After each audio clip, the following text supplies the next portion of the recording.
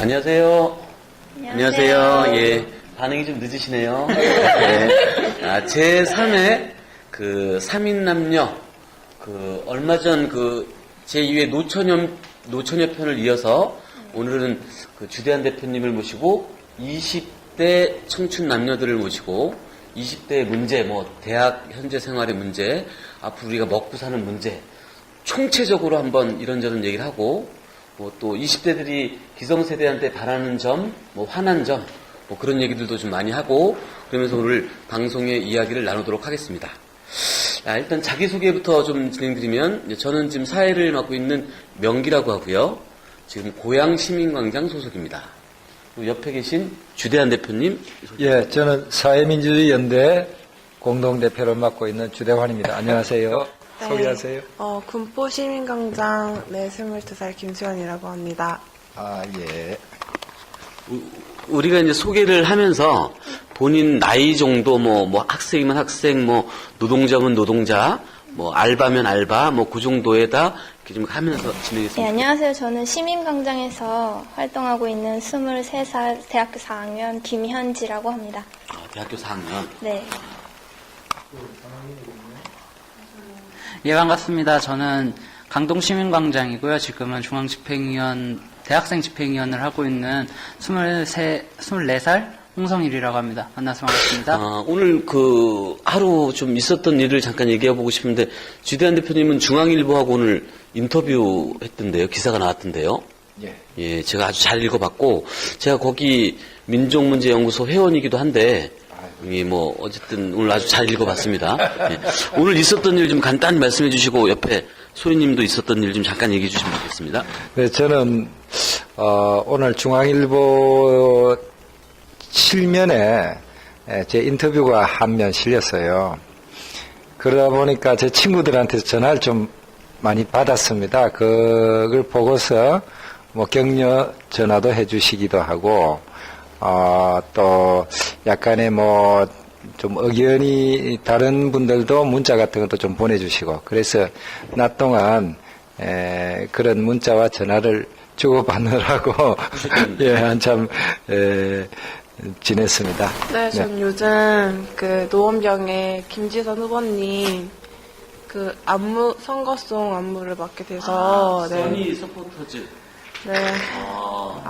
그래서 지금 거기 다니고 있고 오늘도 거기 갔다가 바로 온 거예요. 오늘도 춤추고 왔네요. 네, 연습하고 최종 내일 이제부터 본격적으로 시작이라서 다 맞추고. 저도 오늘 노원에 같이 처음에 가서 율동 좀 배우고 좀 한번 율동 맛 좀 보고 왔는데 맛 좀. 맛이 어떻던가요? 맛이 처음이라 처음이라. 생소했습니다. 보통 춤을 좀 추시는 편이에요? 아니요, 저는 춤 잘 못 춥니다. 네, 몸치라 그러죠. 네 팔인데 네 팔이 아니고 네 다리가 아니네요, 그럼. 네네.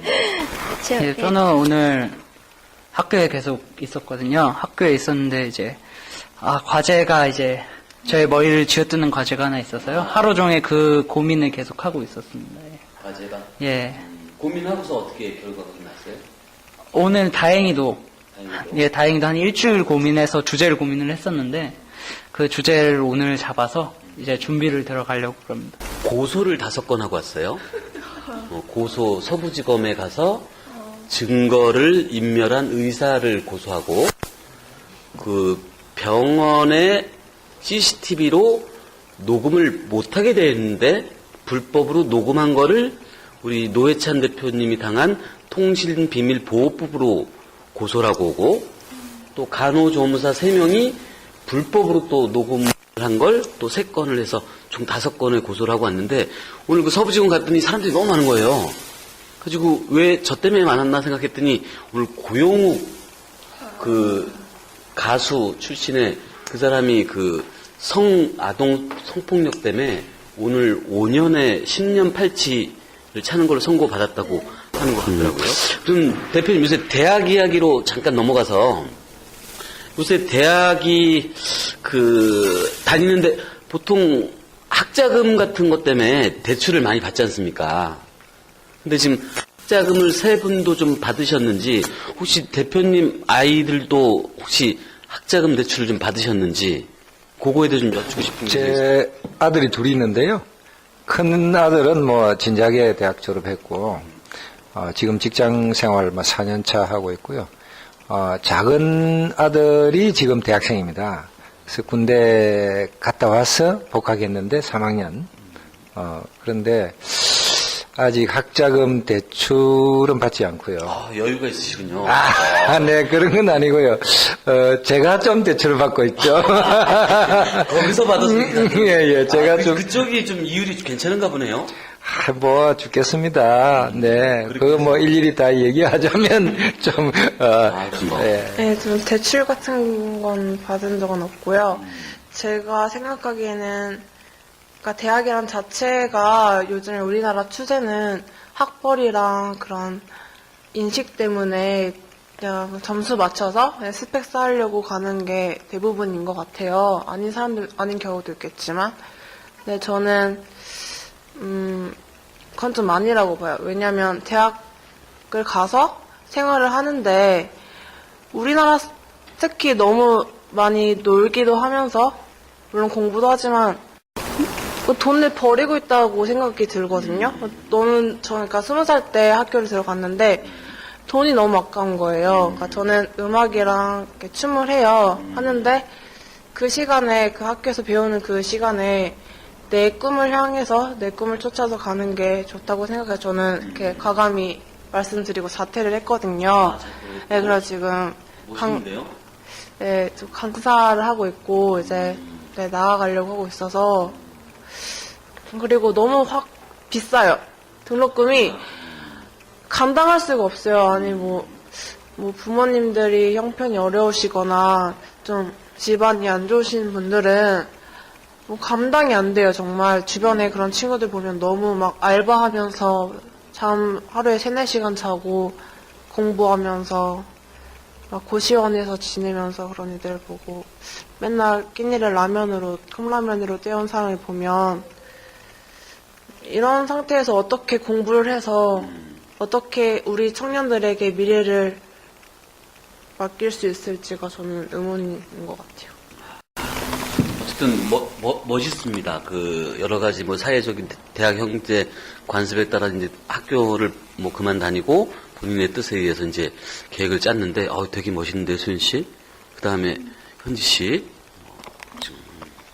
저는 학자금 생각은 있었는데 저희 아빠께서 학자금 대출은 받지 말라 그러셨어요. 그래서 왜요? 어차피 빚이라고. 아니 안 받을 수 있으면 원래 안 받으면 제일 좋지요. 근데 그러니까. 형편에. 예, 그래서 그러니까 방학 내내야 그래서 알바했었던 것 같아요. 방학 내내. 네, 아니면은 이제 그 장학금을 받던가 해야 되는데 공부는 잘하는 편이 아니라서 그 진짜 알바로 하고 지금도 알바하고 있고 아마 지금은 이제 학비가 방학 때 하는 건 아니면 자기 용돈벌이인데 이제 학기 중에 하는 알바는 그렇게 해서 용돈벌이만 하고 있는 상태. 그럼 뭐 소연 씨처럼 학교를 뭐 그만 다니고 다른 계획을 짜본다거나 그런 고민도 했었나요? 용기가 없었던 것 같아요. 용기가? 딱히 뭐 학교를 그만둔다 그래서 길이 있는 것도 아니고. 네. 저는 지금 학자금 대출을 받고 있는 거고요. 그리고 뭐 저는 그래도 좀 나은 게 아버지 부모님께서 이제 알바는 그래도 너 학교 다닐 때는 하지 말라라고 얘기를 하셔서 그 정도는 우리가 해줄 수 있다. 공부 열심히 해서 나중에 갚아라라고 얘기를 하셨거든요. 그래서 저는 학교를 다니고 있고 그런 것 때문에 좀 더 열심히 다니려고 노력도 많이 하고 있고요. 혹시 뭐 학생회 활동이나 하시나요? 학생회 활동은 제가 1, 2학년 때 학생회 활동을 했었고요. 지금은 안 하고 있는데 뭐 얘기하셨듯이 뭐 학교를 뭐 점수 맞춰서 갔다 뭐 그런 것도 있지만 저는 제가 가고 싶은 대학교에 가고 싶은 과를 간 케이스거든요. 그러다 보니까 이제 다니면서 굉장히 만족하면서 다니고 거기서 하는 것들 배우는 것들 모두 다 어떻게 보면 제가 배우지 못했던 것 그리고 제가 어떻게 보면 갇혀있던 것들을 깨주는 그런 역할들을 하고 있어서 저는 학교 다니면서 굉장히 만족하면서 다니고 이 있어요. 학자금 얘기를 좀 말씀드린 거는 그 나라에서 이제 학자금을 대출을 받으라는 거잖아요. 근데 뭐 전에는 지금 7.5% 정도 이율로 줬고 요번에 좀 내려가서 5% 정도 이율로 줬는데 지금 공무원들 자녀한테는 무이자로 주는 거예요. 무이자로. 근데 그 고위공직자들을 조사를 제가 아는 사람 시켜서 싹 해봤더니 그 평균 재산이 9억이에요. 그쪽 분들이. 요번에 청문회에서도 통과하신 분들 중에 평균 2,500만 원 정도씩 이제 무이자로 대출을 받았다는 거죠. 그러니까 재산이 있는 분들이 지금 공무원이라는 조건으로 무이자로 대출을 받아 쓰고 있다. 제가 그게 너무 이게 법이 좀 문제가 있는 거 아닌가라는 생각에 여쭤보게 됐고, 요새 대학교에 그 정당 가입을 불허하는 학교가 있어요. 아, 그래요? 모르셨죠? 모르셨죠? 아니요, 저 알았어요. 알으셨어요? 네. 근데 지금 정당 가입을 불허하는 학교, 특히 덕성여대에서는 얼마 전에 진보 13 해가지고 강사를 강사를 초빙했는데 뭐 여러 가지 이유로 정당 활동은 안 된다, 정치 활동은 안 된다 그러면서 불허를 했고 지금 그런 상태인 거죠. 그래서 혹시 거기에 대해서 뭐 만약 저는 그런 얘기를 오늘 처음 듣는데 만약 그런 일이 있다면 헌법재판소에 헌법 소원을 내는 것이 맞을 것 같은데요. 헌법에도 위배되는 거잖아요. 예, 그렇습니다. 그거는 도저히 있을 수 없는 일인 것 같습니다. 제 생각으로는. 뭐 제가 잘은 모르지만. 혹시 그 대학 다닐 때 학교에서 뭐 혹시 그런 경우가 있었나요? 저희 학교는 그런 건 없었어요. 그런 건 없었어요? 네, 그런 건 없었고. 지금 10개 대학에서 한 3개 대학 정도가 지금 정당활동을 불허한다고 하는 거거든요. 혹시 현진님이나 뭐 성일님도 그런 경우가 저희 있나요? 학교는 그러진 않았는데 덕성여대 제 친구가 있는데 사실상 그거를 얼마 전에 그 이정희 대표님 그 토크쇼가 그렇게 된 건데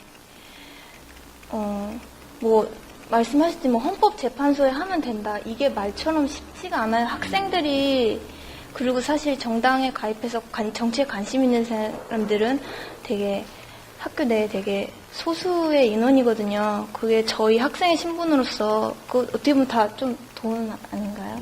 소송 내는 것도 그렇고 아는 지식도 그렇게 많지 않고 그래서 저희 대학생들이 그렇게 소수 인원이 자발적으로 뭐 헌법재판소에서 따지고 그런다는 게 쉽지 않을 뿐더러 학생의 그런 힘이 너무 세요. 그 위에 분들의 힘이. 학교에? 네, 학교의 힘이. 관계자들이? 무시할 수 없고 그래서 좀 안타까워요. 그런 거. 이정희 대표 강연권 같은 경우는 학생들도 반발이 있었던 사안이니까 그건 사치해 두더라도 학교에서 정당 활동을 막는다는 거에 대해서는 대표님 말씀하셨던 것처럼 그거는 국민의 기본권, 헌법에 명시되어 있는 기본권을 무시하는 처사이기 때문에 헌법소원을 해야 된다라고 보고요. 뭐 이쯤에서 저희 학교 자랑을 하자 그러면은 저희 학교는 선생님들이 참 그런 것들을 이제 학교 이름 좀 공개해 주세요. 예, 저는 진보의 성제 성공회대학교를 다니고 있습니다. 한홍구 교수님. 예, 한원구 선생님도 계시고 이제 신영복 선생님도 계시고 뭐 많이 계신데 저희 학교 선생님들 가운데서는 정당 활동 하시는 분들도 많이 계시고요. 그 다음에 학생들이 웬만하면 그런 거 참여하시는 것도 은연중에 밝히시는 편이시고 그래서 저는 그런 사안을 보면 참 이해가 안 될 때가 많은 그 대학들이 알아서 기는 느낌이 자꾸 드는 거거든요. 정부가 바뀌고 나서. 지금 서울대가 연에 한 4천억씩 정도씩 세비를 받고 있고 연대가 한 2천억, 3천억씩 받는다는 거죠. 그래가지고 지금 외부 인사 초청 금지 같은 경우는 불과 얼마 전까지만 해도 이명박 서울시장 오세훈 때는 초빙을 했던 사람들을 이제는 정권 바뀌고 초빙을 진보 인사들을 못한다. 그런 취지이기 때문에 나중에 그 덕성여대에서 뭐 데모도 가끔 하고 뭐 시위도 하던데 저희가 힘을 모을 일 있으면 좀 모아서 같이 그 정당 활동을 할 수 있고 정치 활동을 할 수 있도록 해야 되지 않나 생각이 좀 들고 그 희망버스 있지 않습니까, 대표님? 그 희망버스를 뭐 탔던 그 김세균 교수 서울대 그 선생님이 명예교수에서 탈락이 됐어요. 보통 이제 서울대에서 15년을 하시고 또 별 문제가 없으면 명예교수를 해주는데 희망버스를 타서 100만 원 벌금을 받았고 교과부에서 견책을 받아가지고 지금 그걸 못했다는 겁니다. 그래가지고 지금 명예교수를 못하게 됐는데 자동으로 돼야 될 게 지금 서울대 초빙교수로 나경원 이제 전 의원이 가서 이제 교수 일을 하고 또 저쪽 교수는 특임 교수로 오세훈 그분도 지금 서울시를 그렇게 해주신 분이 또 가서 무슨 강의를 한다는 거고 또 저쪽에 가면 석좌 교수로 박희태 그분이 또 가서 교수를 한다는 거죠. 이걸 저도 좀 당황스럽지만 대표님이야 뭐 소연 씨 이런 대학교에서 이런 일들이 어떻게 좀 생각하시는지 궁금해가지고 한 말씀 주십시오. 글쎄요, 뭐 사립학교의 경우에는 또 그 학교의 방침이란 게 있을 수 있으니까 뭐라고 말하는 것이 좀 그런데요. 서울대학교 같은 경우는 국립법인 지금 법인화 되긴 했지만 그래도 국립대학이고 그런데 그런 쪽에서 김세균 교수 같은 경우에 뭐 그런 사유 만약 그 사유로 그렇게 한다면 그건 좀 영 말이 안 되는 것 같고요.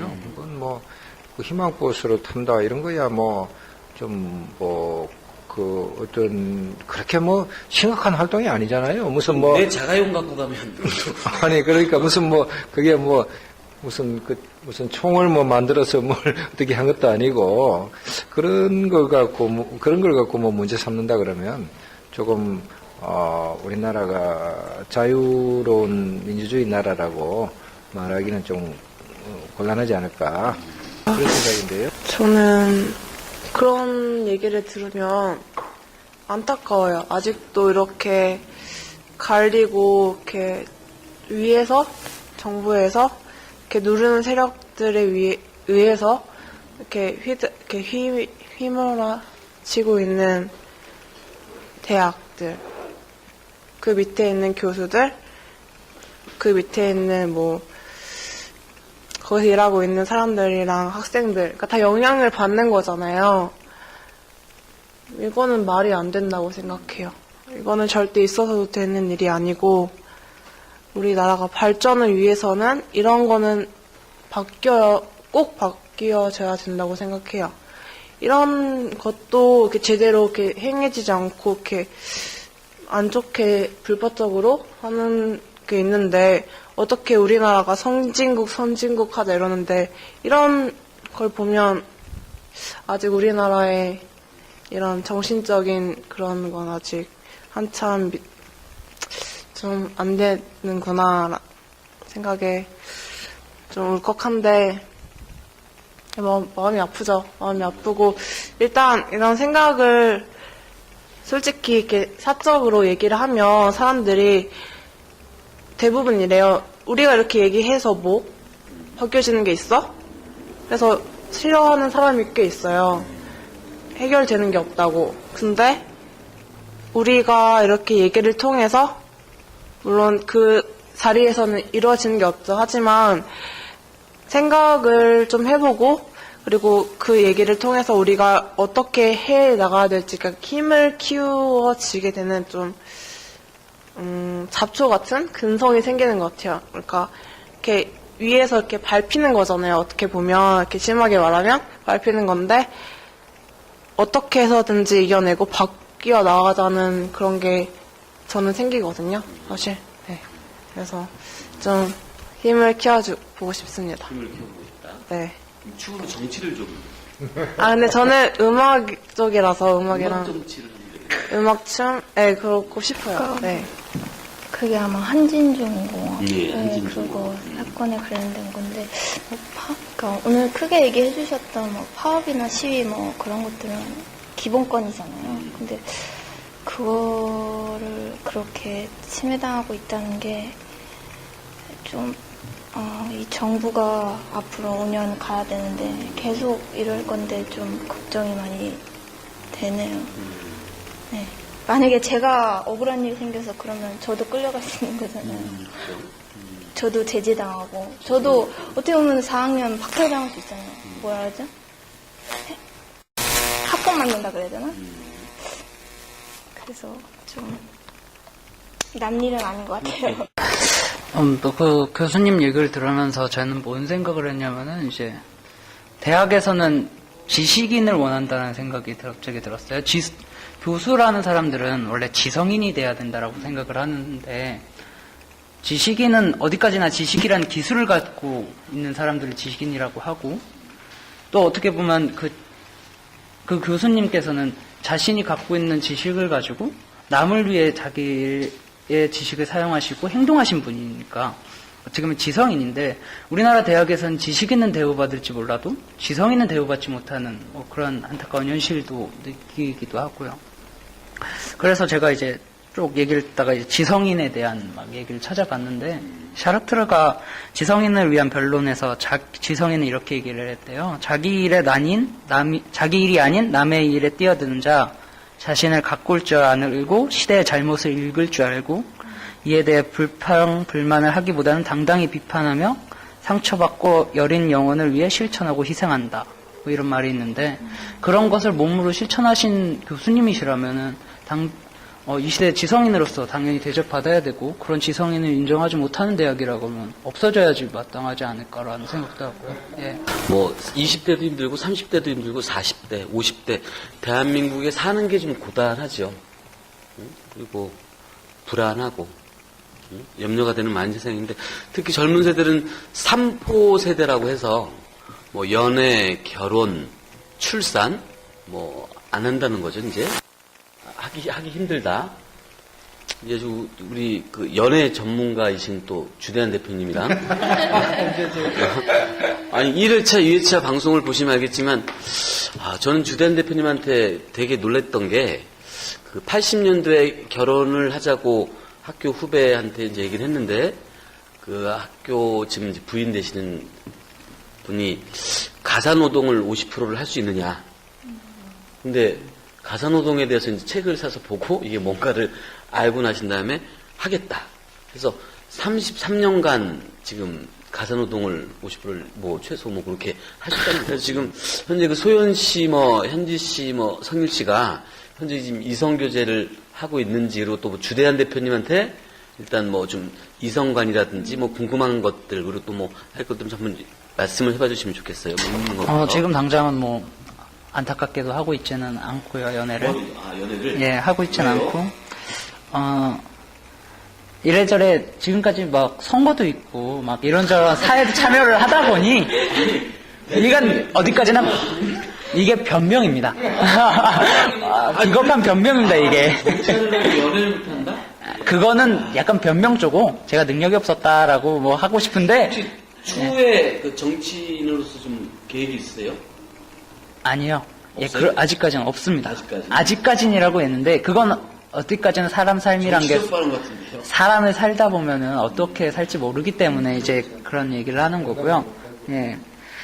뭐 연애, 결혼, 출산을 포기하는 거에 대해서는 굉장히 안타깝기도 하고 모든 사회적 구조 때문에 인간의 어떤 기본적인 욕구라고 할 수 있는 이런 것들이 채워지지 못하고 포기해야 되고 라는 것 자체가 안타깝고요. 이거 스스로가 어떻게 보면 인간 스스로가 만들어낸 건데 인간 스스로가 자기들을 억압하고 있는 이 현실에 대해서는 굉장히 안타깝게 생각을 하고요. 바꿔야죠. 바꿔나가야 되는데 뭐 그 바꿔나가는 데 있어서 필요한 거는 그렇게 바꿀 수 있는 사람들한테 우리가 힘을 몰아주는 게 중요하지 않을까라고 생각을 하고 대표님 같은 분 계시니까 같이 열심히 뛰어가면서 이런 거 포기 안 하고 정말 사랑할 수 있고 정말 자기 아이 가질 수 있고 사랑하는 사람과 평생 살 수 있는 그런 돈 걱정 때문에 보통 이게 얘기를 들어보면 거의 다 이제 경제적으로 어려워서라고 얘기를 하는데 그런 문제 없도록 우리가 바꿔나가야 되지 않을까라는 생각을 합니다. 예. 대표님 한번 지금 돈 걱정 때문에 지금 결혼 문제를 지금 그렇게 한다는 거거든요, 대부분. 거기에 대해서 좀 글쎄 그런 얘기를 들으면 사실 제가 참 뭐 할 말이 없어요. 돈을 줄 수가 없으니까. 그리고 또 너무 이제 기성세대로서 미안하고요. 뭐 딴에는 젊은 시절부터 뭐 좋은 나라를 만들어 보겠다고 뭐 이러저러한 일을 해왔는데 뭐 노동운동이나 뭐 이런 걸 해왔는데 결과는 좋지 못한 사회를 만들어 놓은 것 같고요.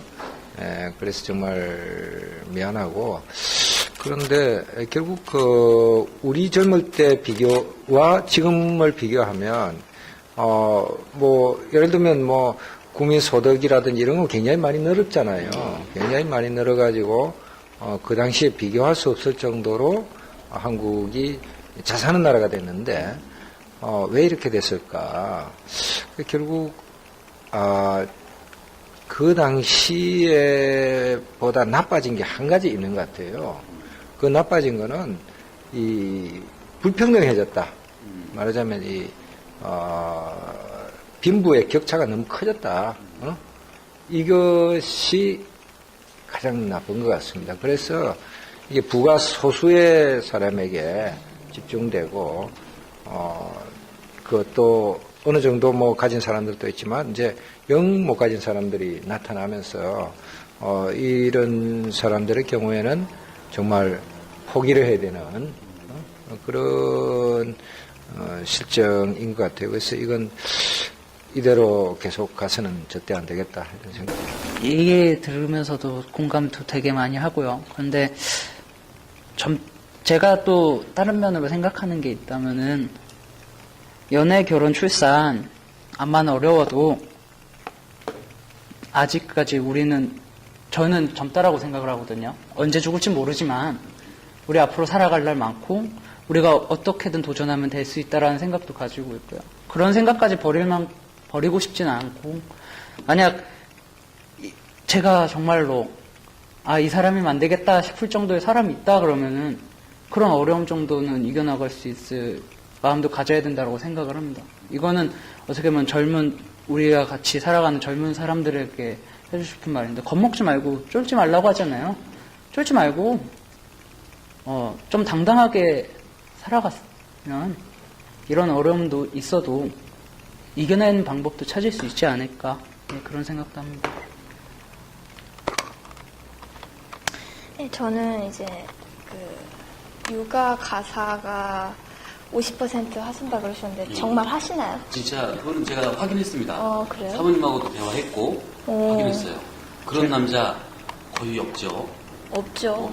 저도 그리고, 남자지만 저 남자도 남자였으면 결혼 전과 결혼 후는 다르다고. 95명이 다르죠. 꼭 가사 노동 뭐 이런 게 아니라 자기 것만이라도 잘하는 사람 그 정도면 해도 요즘은 80점 먹고 들어간다 그러더라고요. 자기 것만이라도 잘한다면. 남자로서 부끄럽고요. 예. 그래서 일단은 기본적으로 좀 자기 거는 알아서 하는 남자가 저의 이상형보다 더한 남편감이고요. 그리고 기존 세대들 좀 반성 좀 해주셨으면 좋겠어요. 저희가 너무 힘들어요. 근데 이거를 저희가 40대, 50대 돼서 20대 애들한테 이런 말 안 듣게 하려면 어떻게 해야 될지 모르겠는데, 어떻게 해야 될까요?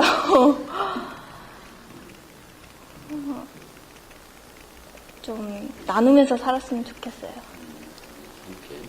그러니까 이거는 좀 상위층에 있는 분들한테 해드리고 싶은 말인데 좀 그랬으면 좋겠어요. 미국처럼, 선진국처럼, 유럽처럼. 현재 그 이성은 아니에요. 남자친구가 없고요. 왜요? 지금은 좀 정치하느라고?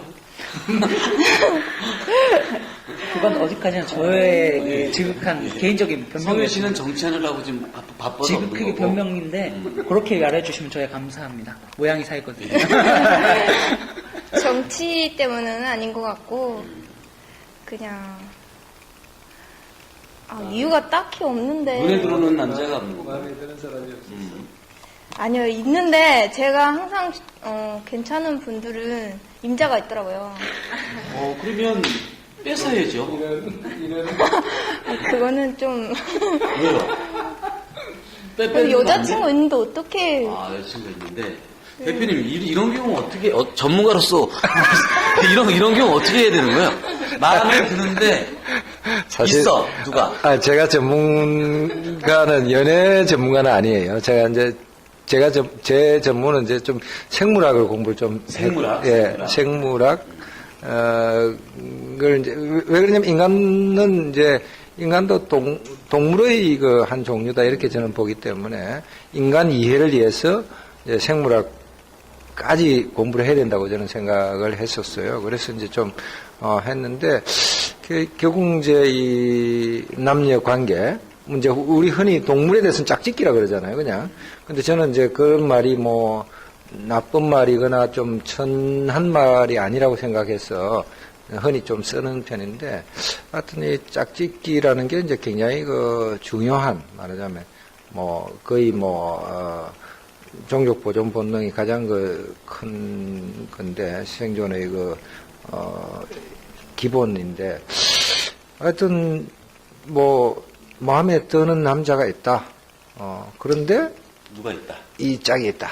동물들은 보통 그럴 때 어떻게 하나요? 어, 그거 죽이지 않나요? 아닙니다. 동물들은 굉장히 조금 솔직하게 나 좋아한다. 좀 표현을 하는 것 같아요. 동물들은? 예, 그리고 제일 이제 제가 여기서 강조하고 싶은 것은요. 이 흔히 왜 보면 여성들은 남자들이 프로포즈를 해주기를 기다리고 있잖아요. 그죠? 보통 그러잖아요. 보통. 예, 그런데 물론 그건 맞습니다. 프로포즈를 한다든지 아니면 뭐 막 이렇게 대시를 한다 그러나요? 막 이렇게 막 하는 거는 모든 순놈이 해야 되는 일입니다. 마땅히 해야 되는 일입니다. 모든 동물들이 다 그렇게 합니다. 순놈들이 막 노래를 부른다든지 또 막 떠든다든지, 아니 보십시오. 순놈만 다 노래를 부르거나 소리를 지릅니다. 다 모든 동물들은요. 이 노래를 암놈도 하는 건 인간밖에 없습니다. 예. 모든 동물들은 다 그렇게 하거든. 그럼 왜 그런 노래 부르냐면 내가 여기 있다, 내 좀 쳐다봐줘 이런 거거든. 전문 용어로 껄떡대는 거죠. 매미가 막 그렇게 울고 막 하잖아요. 근데 짝을 선택하는 것은 암놈의 권한이에요. 암놈의 권한이에요. 그리고 짝을 이렇게 나하고 맞는 짝이다 하는 판단력을 암놈이 갖고 있어요. 순놈은 그런 판단력이 없어. 그러니까 아무나한테 가서 껄떡대는 거예요. 아무나. 그러니까 아무나한테 가서 이런 하게 돼 있습니다. 그런데 판단은 여자가 하게 돼 있습니다. 그래서 인간도 저는 마찬가지라고 믿고 있고요. 그런 점에서 우리 여성이 두 분 계시니까 어디까지나 내가 판단할 수 있다라는 것을 항시 기억하고 계셔야 될 일일 것 같아요. 그래서 소극적으로 이렇게 할 게 아니고, 그리고 그 판단은 되도록이면은 이 모든 감각기관을 다 사용하시는 게 좋을 것 같아요. 눈만 사용하지 마시고, 특히 후각을 많이 사용하시고요. 후각이 가장 근원적인 감각기관이거든요. 그래서 보통 동물들은 후각으로서 이성을 판단을 하거든요.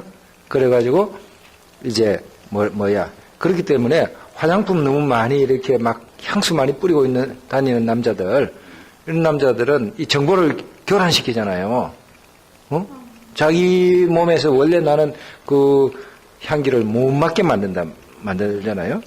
그러니까 이게 이 정보가 혼란이 돼가지고 잘못된 판단을 유도할 수가 있습니다. 그래서 되도록이면 그런 경우에는 이제 좀 피하시고 같이 이렇게 등산을 한다든지 운동을 같이 한다든지 이런 활동을 통해서 그 사람 본래의 이 향기를 가까이서 맡다 보면 삘이 오는 사람이 있을 겁니다. 분명히. 왠지 처음 볼 때는 못생기고, 별로였는데, 하는 짓도 좀 이상한데, 이상하게 끌리는 사람이 나타나거든요.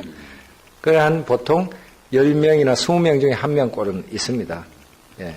대표님 그 좋은데 누가 있대 그거 어떻게 그건 뭐 보통 동물들이 하기는, 그런 경우에도 그게 저는 이제 제 같으면은, 그 진짜 좋은 건지 아니면 뭐 그렇게, 그래서 저는 좀 더 가까이 가봐야 된다.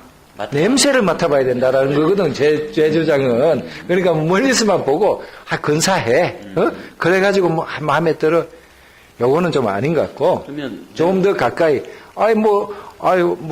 형, 오빠 아니면 동생이면 동생, 같이 좀 놀기도 하고, 이렇게 하면서 자꾸 그런 가운데, 그러니까 가까이 가서 이렇게 저걸 하면서 또 솔직하게, 넌 이 좀 마음에 든다. 있든 없든 예, 그렇죠. 그게 좀 좋지 않을까 싶습니다. 왜냐하면 지금 현재 사귀는 그 사람이 꼭 결혼할지. 궁합이 맞는지 안 맞는지는 잘 모르거든요. 제가 볼 때는 이혼율이 얼마나 높습니까, 지금? 그 이혼율이 그렇게 높다는 것은 그건 정부가 결혼되든 판단을 잘못하든 뭔가 하여튼 가장 근원적인 그런 어떤 말하자면 자기 짝을 찾는 그런 그거를 잘 못하고 있다는 반증이거든요. 제가 생각할 때는 그렇습니다. 그 잘못 짝을 만나면 불행하잖아요. 그러면 뭐 이혼해야지 뭐 어떻게 하겠어. 그렇잖아요. 아직은 없어요. 지금 없어요? 그러니까 제가 말키기가 그런데 제가 좋아했던 오빠가 있어요. 어렸을 때부터. 어렸을 때부터. 네, 교회 오빠인데. 교회 오빠? 네. 모든 문제는 교회 오빠야.